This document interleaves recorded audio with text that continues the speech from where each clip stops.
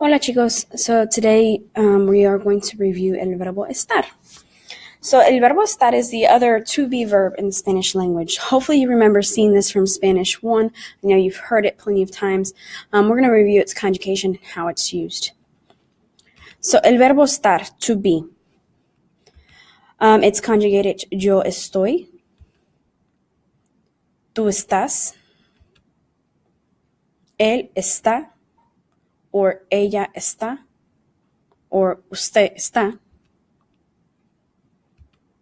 Nosotros estamos, vosotros estáis, ellos están, or ellas están, and again, ustedes están. So just like the verb ser, it means the same thing. I am, yo estoy, tú estás, you are, él está, he is, we are, nosotros estamos, y'all are, vosotros estáis, y ellos están, they are. And then you have the ustedes están, you all are. But when we're looking at this conjugation, I want you guys to look at a few things here. So we have a verb. It's an AR verb. Estar is an AR verb, and it kind of conjugates using its pattern, but it's also sort of irregular. So when you're looking at the verb estar, look at the yo form. So you have yo estoy. It's irregular here in this form because it adds that y. It has this O-Y ending. Estoy. See? And then it does kind of follow its pattern because remember with AR verbs, it's o, as, a, amos, an. But what happens here is in all these other forms, in second person and in third person, and so in your second person forms and third person forms, notice that it carries an accent mark over the A. Guys, this is important. While a lot of people tend to think that accent marks don't make a big deal, it really does in this case. So it will change the meaning of the word that you're using if you without the accent mark. So we have está. You guys will have done a flip grid at this point where you had to introduce family members. You said este or está. Guys, if you notice, you were using está, but it was without the accent mark. So note that without the accent mark, guys, this word is this. The accent mark here changes the meaning and it changes slightly the pronunciation of the word. I'm not going to get into that in great detail, but it does change the pronunciation to a certain extent. So notice how it's conjugated, guys. It sort of follows a pattern, but it is an irregular verb. All right, so you're going to want to try to memorize that pattern. All right, practicamos. Guys, thinking about how I just conjugated this, see? Victor and María, estoy, estás, está, estamos, estáis o están. Victor y María están. Manuel está.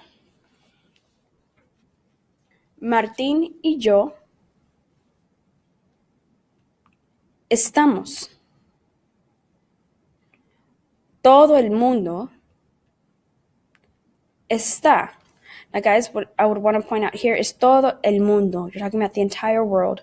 What would give this away here is you have el mundo, the one world, singular. Therefore, you would use the singular form of estar. Las muchachas están. Muy bien. Sofía y tú estáis. And for the purpose of this class, guys, note that when you use the tú form, this could also be the ustedes form, so it could be están. And we will specify that in your activities, whether you're using the you all form for Spain or the you all form for Latin America. Carlos y Miguel están. Muy bien. All right, so now that you know how estar is conjugated, and hopefully you go through and practice that in this course, let's talk about how it's used.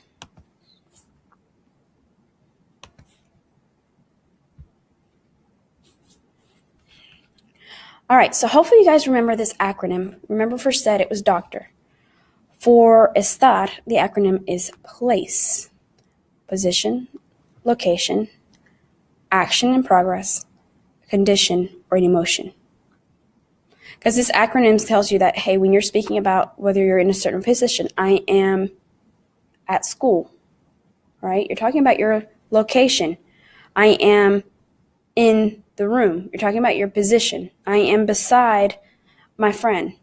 You're using the I am form there. So, yo estoy, not yo soy, right?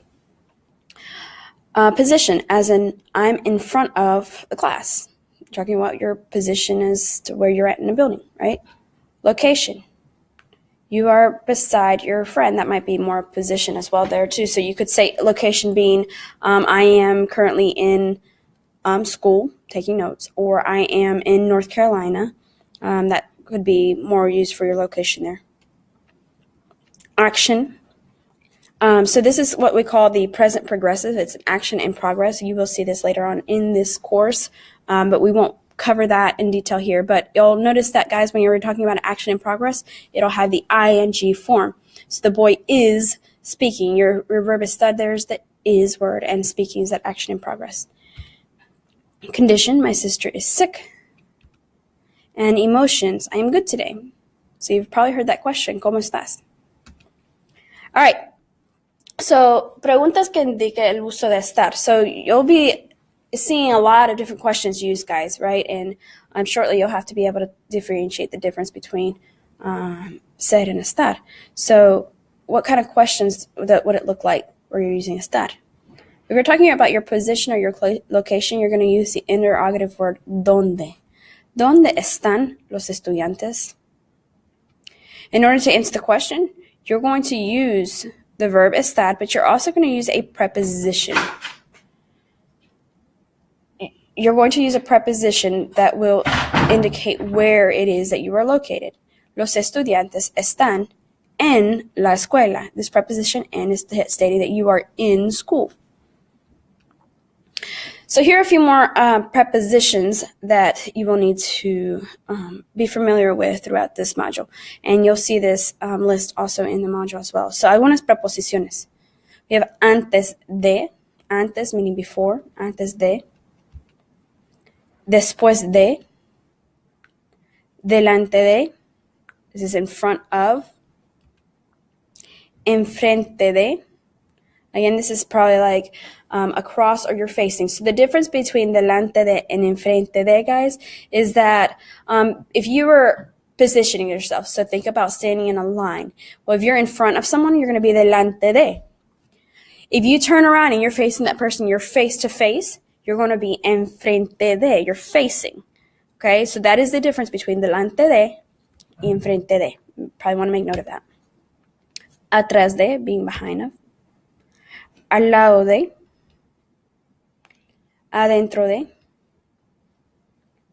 a la derecha de, a la izquierda de, sobre, encima de, abajo de, alrededor de, cerca de, lejos de, entre y arriba de.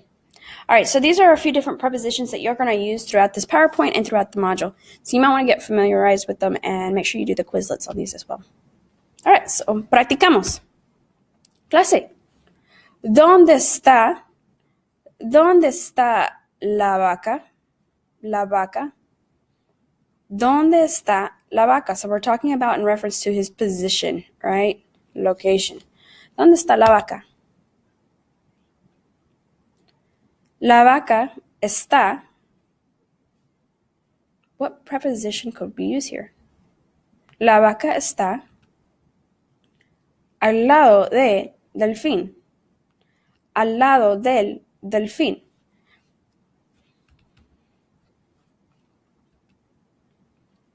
¿Dónde está el gato?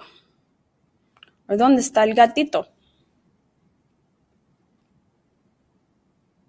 See if you can figure this out. El gatito está, and we have the word baño here. El gatito está adentro del baño. Adentro de So you've seen this preposition adentro de, inside of. Now we're using adentro del. Guys, you note this combination here. So what happens is you have this word, el baño, the bathroom. You guys will note that that is a masculine word, el baño. Okay? So what happens is anytime you have the preposition de and a masculine article, el, together, what will happen is that del the de el becomes del. It's one of our two contractions that we have in the Spanish language. So note the use of this throughout this PowerPoint. So guys, anytime you're saying that they are in a position in that place is a masculine place, all right, it's a masculine noun, and you're using the preposition de, you would want to combine it to where it says del. ¿Dónde está el oso perezoso? El oso perezoso. El oso perezoso está, all right, thinking of your prepositions, which one would fit here? Está delante de los otros osos. Delante de los otros osos. Remember, delante de means in front of. ¿Dónde está el perrito?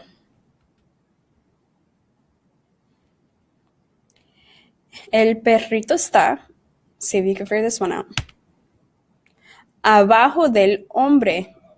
Abajo del hombre. Again, note the use of del here. ¿Dónde están los perros? ¿Dónde están los perros? Using one of those prepositions. Los perros están a la derecha del gato. A la derecha del gato.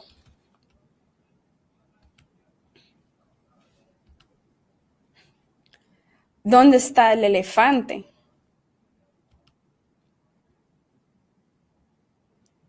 El elefante está en la silla.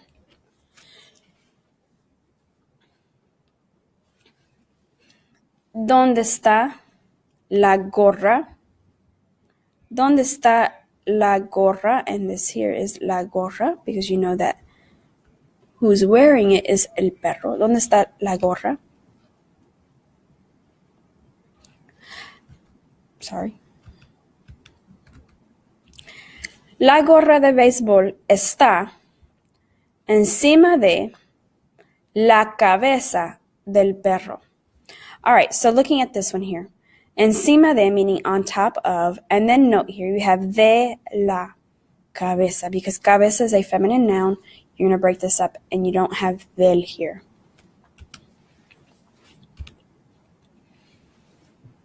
¿Dónde está la vaca negra y blanca? ¿Dónde está la vaca negra y blanca?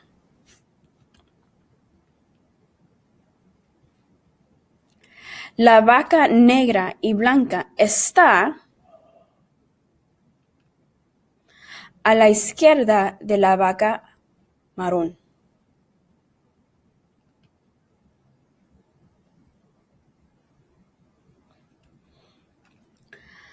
¿Dónde está el perro café? ¿Dónde está el perro café? El perro café está a la derecha del perro negro. All right, so those were, that was practicing position and location. ¿Recuerda cómo se usa el verbo estar? Do you remember how to use the verb estar? So the other two ways that we're going to discuss here are condition and emotion.